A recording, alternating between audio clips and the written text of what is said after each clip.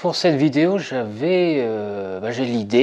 eu l'idée de parler des habitudes pour les artistes. Je fais ma petite popote là. Alors ça, au passage, c'est la manière la plus classe d'essorer un sachet de thé que je connaisse. Voilà. Hop. Alors, ça fait toute la différence. Donc, alors ouais, la dernière vidéo que j'ai faite, c'était par rapport aux résolutions de l'année. Et puis, je sais pas, j'ai bien aimé en fait parler comme ça devant la caméra et puis voilà, juste discuter. Aujourd'hui, aujourd'hui, je suis allé faire du sport et je me suis dit que j'allais parler d'activité physique pour les artistes. Ça c'est un truc qui est connu quand même, que l'activité physique, de faire bouger le corps, ça permet de créer des idées. Et c'est pas d'ailleurs c'est pas Thibaut qui va me contredire, puisqu'il y a un chapitre dans le livre Essai que j'ai illustré d'ailleurs, qui était j'étais content parce que c'était un des dessins qu'il a le plus apprécié. Et voilà, il a vu le dessin et directement il a fait bon, allez, on le prend directement, alors que d'autres dessins pour les chapitres, ça a demandé 3-4 versions. Et alors que celui-là, bon, voilà, j'ai tapé dans le mille directement. Et c'est un chapitre qui s'appelle, alors il est où ce chapitre? Il s'appelle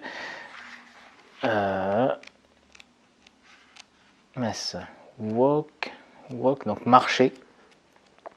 Et quand je parle d'activité physique, donc je parle pas forcément de faire un marathon, de se mettre à l'athlétisme ou ce genre de choses. C'est de bouger, quoi. Et il me semble que Nietzsche il faisait ça, que Rousseau aussi, il générait des idées en marchant, et que c'était leur habitude. Donc je suppose que d'autres auteurs faisait la même chose. Je ne vais pas la retrouver cette illustration, hein, mais elle est perdue. Pourtant c'est une... Ah là voilà, walking, hop. Celle-ci. Donc walking, ça permet d'évacuer en fait, de s'aérer la tête. S'aérer la tête quand on se sent pas inspiré, quand on se sent quand on se sent triste, quand on se sent surmené, quand on est quand il dit out of shape, c'est quand on n'est pas en bonne forme physique, quand on a on fait pas assez de sport. Et bien la marche, c'est également une bonne activité, une bonne habitude à avoir. Donc c'est recommandé. Et puis bon, c'est pas le seul. Il y avait dans le livre, j'en ai plein de livres là, parce que en fait quand je parle comme ça, j'ai des idées et quand ça me vient, bon, ça m'évite d'aller chercher les livres dans l'étagère, et voilà, ça me permet de les avoir sous la main. Et c'était dans quel livre? Je crois que c'était celui-ci d'Austin Kleon. Il disait que les démons, je crois que c'était lui qui disait, les démons n'aiment pas l'air frais. Donc quand on a des démons, dans la tête, on a des problèmes, tout ça, et la solution c'est de sortir, et ça les chasse. Voilà. Donc les démons n'aiment pas l'air frais. Don't have to be genius. Every day learn to take fun. Non, c'est pas celui-ci. Parce qu'il y en a 3 de Austin Kleon. Écrire le livre, soyez ennuyant, créativité, non, c'est pas lui. Va savoir, forget the nom de the verb, slay the monster, voilà, ça doit être ça. Chapitre 6, il le dit, donc Austin Kleon, page 120. J'aime bien ces petits livres qui sont en format carré, je trouve ça reposant comme format. Par contre, pour les publier en autopublication sur Amazon, format carré, je crois pas que ce soit facile à produire. Enfin, il me semble que j'avais essayé, mais c'était compliqué. Voilà. Ah, si vous êtes un mec livre le terre, il faudra. Masse, non, c'est pas lui. C'est pas bon, bref. C'est dans un des 3 livres de cela. Et il disait que voilà, les démons n'aiment pas l'air frais. Et c'est une des choses qui permet de se. Ben, du coup, voilà, s'enlever des tracas, des soucis, et puis d'avoir un peu plus d'idées. Alors que ce soit pour des artistes qui écrivent, qui peignent, qui font des croquis, et ben ça, voilà, c'est utile. L'autre chose qui est utile, c'est de faire une sieste. Donc faire une sieste même de 10 minutes, ça suffit à se remettre, voilà, j'ai envie de dire, en fait, c'est comme si c'était la nouvelle journée qui commence. Moi, il m'est arrivé d'avoir des journées, je me suis levé, je pense que ça parlera à tout le monde, hein, on veut prendre un café, on renverse on reverse le récipient à café, voilà, on veut, je sais pas, on veut faire bouillir de l'eau, la bouillarde qui grille. Voilà, on marche dans la salle de bain, il y a une flaque d'eau toute petite, on a des chaussettes, et ben on marche dessus. Voilà, une toute petite flaque d'eau, mais on va marcher dessus. Voilà, on connaît ce genre de journée, on se dit là ça part assez mal. Voilà, donc et après au fur et à mesure du temps, et ben ça se confirme. Voilà, on croise un mec qui normalement est toujours souriant, là bon ben il nous dit pas bonjour. Voilà, ce genre de petits trucs et faire une sieste souvent. Et puis aussi c'est qu'on n'a pas de quand on commence une journée et puis on n'est pas organisé, c'est pour ça que moi normalement je fais une petite liste dans mon agenda de tous les trucs que je veux faire le lendemain, comme ça au moins je sais ce que je vais faire et je n'ai pas à y penser le jour même, pas à improviser, à organiser. L'organisation ça passe une journée avant et du coup c'est beaucoup plus reposant de passer la journée suivante à juste suivre ce que j'ai voulu faire, ce que j'ai écrit sur papier. Mais il arrive voilà, que les plans de la veille ne fonctionnent pas et on est obligé de réajuster le tir en ajoutant des nouvelles tâches et ça marche pas. Voilà, ça marche pas. On veut regarder ses mails. Aujourd'hui, la boîte mail fonctionne pas. Enfin voilà, tous ces petits tracas. En fait, quand on fait une sieste, j'ai remarqué la plupart du temps, je fais une sieste et même 30 minutes après, ça va mieux. C'est comme si j'avais recommencé la journée et cette fois-ci du bon pied. Alors si on a commencé la journée déjà qu'elle commençait bien, faire une sieste, ça permet de continuer sur la lancée en tout cas. Voilà, moi ça m'arrive rarement qu'après avoir fait une sieste, je me sente pas bien et puis que finalement je fasse n'importe quoi derrière. Non, c'est plutôt l'inverse, ça me permet de remettre les choses en place et puis voilà, donc souvent je rattrape un petit peu la matinée si elle a été un peu ça a été un petit peu compliqué. Moi je vais boire une petite gorgée de ma théière. Est-ce que ça va s'entendre au micro? C'est la première fois que je bois devant le micro, le dictaphone et tout. Je vais essayer de ne pas faire de bruit là, comme ça. c'est pas très gracieux. Ah, il est encore un peu chaud le thé. Ouais, c'est une tasse Père Noël, voilà. Pour rester dans l'atmosphère des fêtes. Et alors je me suis dit, tiens, je vais continuer à parler jusqu'à ce que la tasse soit terminée. Donc ça peut prendre beaucoup de temps. On va voir si je vais tenir cette règle, mais voilà, c'est juste pour me donner une durée. Et donc ouais, l'activité physique, ça peut être juste de marcher. Donc moi, je suis allé ce matin me faire une petite session au club de gym. Donc ça dure 40 minutes. C'est l'exercice, c'est pas toujours intense. Il y a des moments où c'est intense, mais des fois, voilà, comme aujourd'hui, bon, c'était des pompes, c'était des tractions, c'était il y avait quoi d'autre? Oui, beaucoup de traction en fait, beaucoup de traction.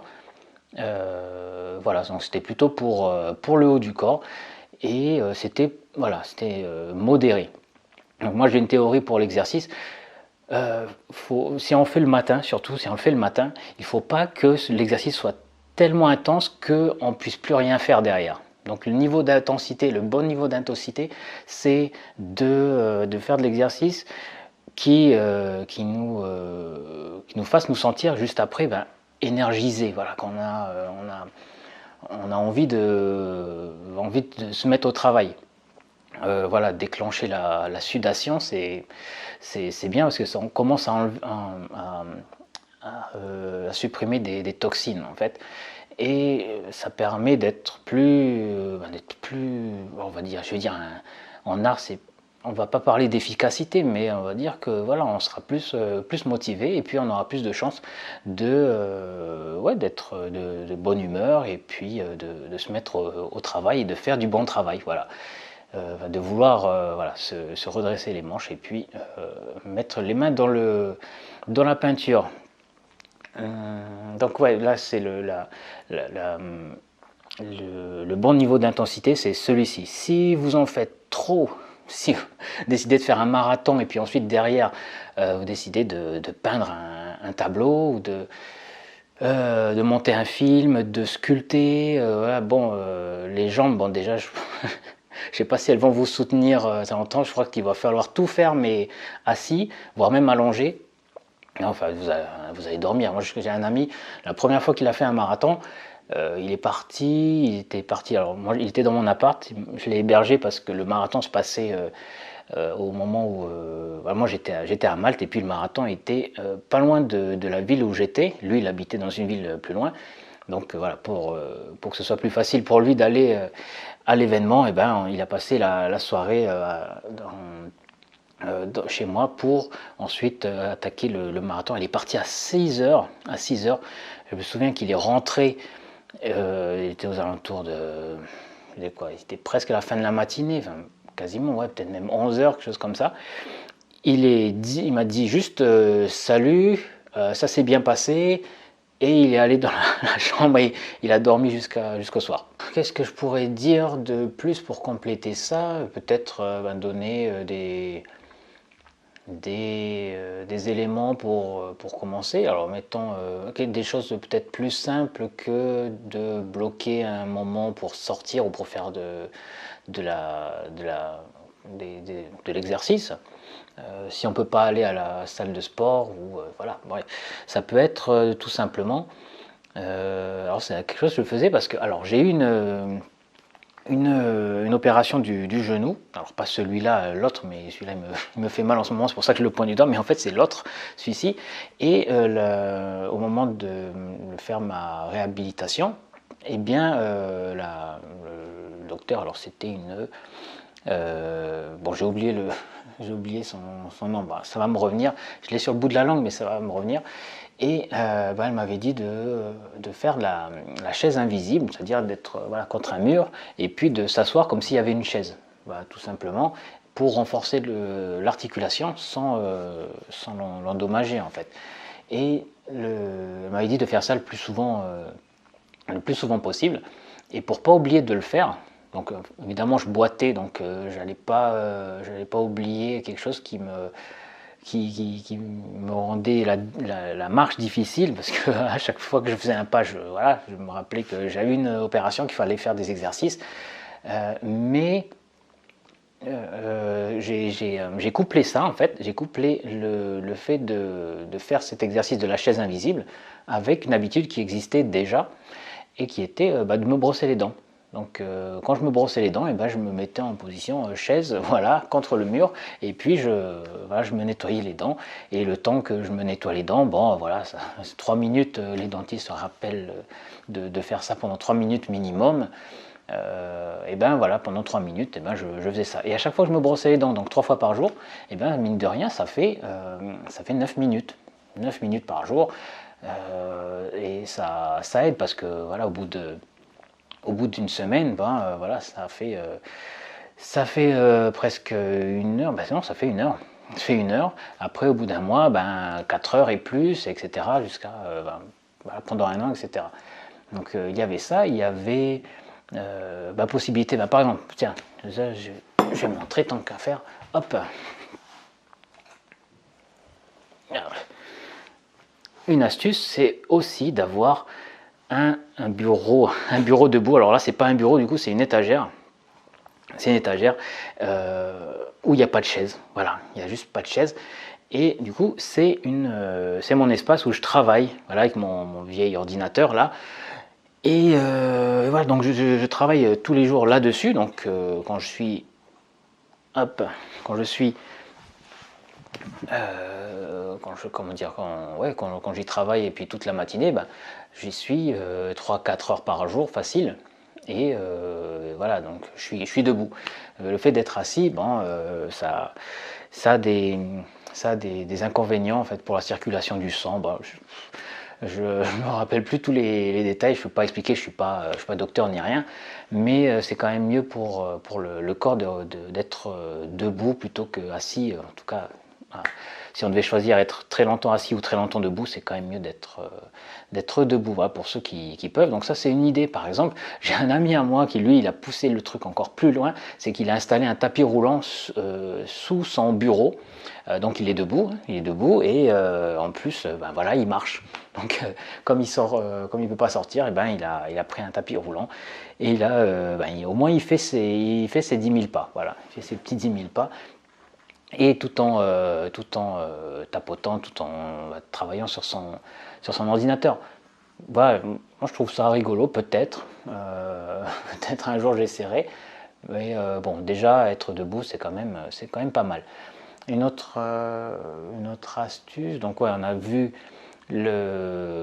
faire un petit truc, donc comme la chaise invisible par exemple, avec une habitude. Ça peut être, bon, je bois mon café en faisant la chaise invisible, ça peut être autre chose. Donc moi c'était brosser les dents, mais voilà. Ça peut être faire, bon, ceux qui peuvent faire des pompes, ben, ça peut être à chaque fois que je traverse le couloir de chez moi, ben, à la fin du couloir, ben, je fais une pompe. Voilà. Et si on travaille à domicile, et ben, on passe plusieurs fois, ben, à chaque fois on fait une seule pompe. Ça peut paraître rien, mais au bout de à la fin de la journée, voilà, c'est quand même, ça s'accumule. Voilà, donc le bureau debout, sortir, marcher. Ouais, donc ça, voilà, c'est des petits indices. J'en ai pas d'autres là comme ça qui me viennent à l'esprit, mais bon, vous avez compris le principe et puis certainement vous avez déjà vos idées. Ça peut être, bah, au lieu de prendre l'ascenseur, bah, c'est vrai qu'il y a un ascenseur dans mon immeuble. Moi je suis au rez-de-chaussée, donc moi je ne prends pas l'ascenseur, mais ça peut être de jamais prendre l'ascenseur par exemple. Et voilà, ce genre de petites choses. Même si on a une vie sédentaire, on peut quand même trouver des moyens pour être actif. C'est la première habitude. Donc je vais certainement faire d'autres vidéos comme ça parce que je trouve que c'est intéressant. Moi, ça me fait parler d'autre chose que de dessin. Et puis, je pense que ça peut être utile pour les artistes en général. Alors, je ne sais pas encore quand est-ce qu'elle va sortir, mais je prévois de parler plus des habitudes artistiques. Alors, ben, la caméra, elle a plus de mémoire, donc j'ai pris mon smartphone pour terminer la vidéo. Et je voulais simplement vous dire que je vais faire une petite série comme ça sur les habitudes que les artistes devraient avoir. Alors en 2025 et un peu tout le temps en fait. Voilà, donc je vais faire une vidéo par habitude. Et la prochaine vidéo que vous allez pouvoir voir, alors à ce moment-là peut-être qu'elle ne sera pas disponible, mais lorsqu'elle le sera, eh bien, vous pourrez cliquer juste ici pour pouvoir la visionner.